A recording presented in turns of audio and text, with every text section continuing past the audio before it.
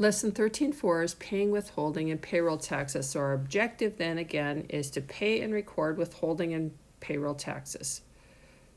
Paying the liability for employee income tax, Social Security, and Medicare. So we've collected all those. Now it's time to pay and find out what the rules are for paying them. Employers must pay to the federal, state, and local governments all payroll taxes withheld from employees' earnings, as well as the employer payroll taxes. The payment of payroll taxes to the government is referred to as a deposit. Two amounts determine how often deposits are made to the federal government. Number one, the amount of payroll taxes collected during the current deposit, and the amount of payroll taxes during a prior 12-month period. The 12-month period that ends on June 30th of the prior year that is used to determine how frequently a business must deposit payroll taxes is called a look-back period. So again, how often you pay your taxes is determined by the amount of the payroll taxes and how much you have paid in the last 12-month period, which is the look-back period. The IRS provides businesses with this flowchart to assist them in determining when to make tax deposits. And this changes from time to time, so you don't have to go through and memorize it. But if, for example, it gives you are the total taxes for the prior quarter less than $2,500 and so forth. And then they give, if that happens, you need to deposit by a certain period of time. If not, they'll give you another situation and when to deposit it. Then they'll give you another situation, and again, when they will deposit, how often you would deposit it.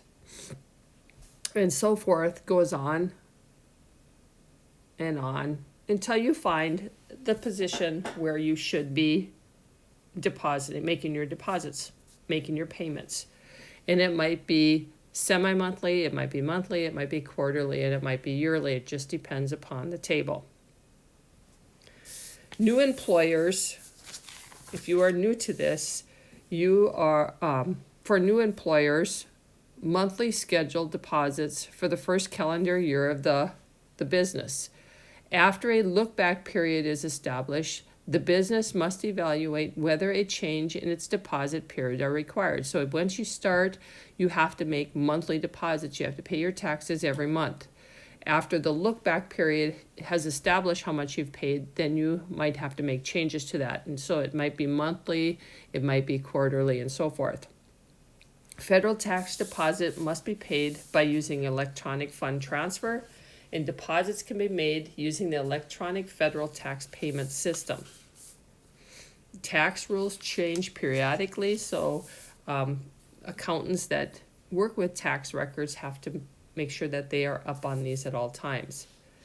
Okay, going on to journalizing the payment of the liability for employee income tax, Social Security, and Medicare. If you look at the transaction there, it says January 15th, we paid cash for liability for employee income tax, Social Security, and Medicare for a total of $3,494.20, and we wrote out check number 748. So if we look at our T accounts over here, we can see in December, we collected $998 in employee income tax. So that is the amount that we have to pay the government. So then to reduce this amount in our liability, we would debit it. We are paying off this liability. Our second one, Social Security. Remember, each pay period, the employer and the employee have the same amount of Social Security. So here's for one pay period.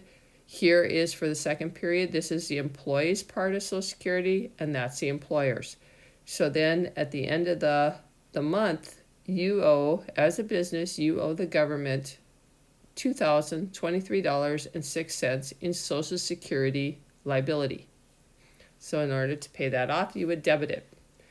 The third one is Medicare, and you can see again you have 4 entries. This is for the first pay period for your employees, first pay period for your employer, second pay period employee, second pay period employees. Okay, and then the total that you need to pay for December is $473.14. Therefore, to pay off that liability and create a zero balance, you would debit it. And then you would credit cash. You would add this number, and this number, and that's the amount of cash that you are going to pay. Write the check out. The check can be written out to the same government agency for all three of these. To record this in the journal, the transaction again is up here. Since we are writing out a check and paying cash, we have to use our cash payments journal. So again, we're going to write the date, write the accounts debited, which would be all of our liabilities, check number, the amounts debited from our previous page, and then the total amount of cash that we are paying. So again, we are journalizing the payment of liability for employee income tax, Social Security, and Medicare. Paying the liability for federal unemployment tax. So we've collected also a couple more taxes, our federal unemployment and our state unemployment. And again, FUTA taxes are paid by the end of the month following each quarter if the liability amount is more than $500. So if you've collected more than $500, you have to pay it each quarter. However, all unemployment tax liabilities outstanding at the end of each calendar year must be paid. So again, if you're not paying monthly, then you have to figure out how often you have to pay it.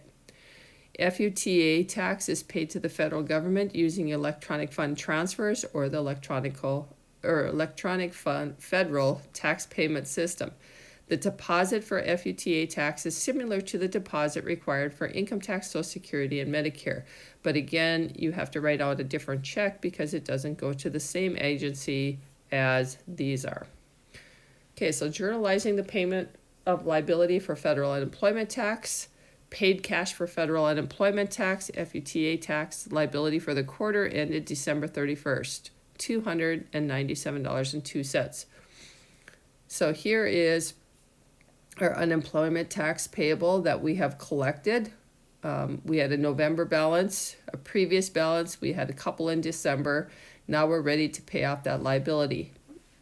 So this is how much we owe. To pay off that liability, we would debit it and we would credit cash. To record it in our journal, again, it would be the cash payments journal. We write the date, the account debited, check number, debit amount, and check amount. Then it's pretty much the same way for the payment of liability for state unemployment tax. Again, that goes to the state agency. So we write out a separate check. We pay cash for state unemployment tax liability for the quarter ended December 31st. This was our November 30th balance because remember it's a quarter and that's what's carried forward. Our December payroll, we withheld that amount for our state. The total that we owe to the state government is $147.42. So in order to cancel out that liability and pay it off, we will debit the payable and we will credit cash. And again, we will use our cash payments journal because we were writing out a check. We write the date, account debited, check number, debit amount, and check amount.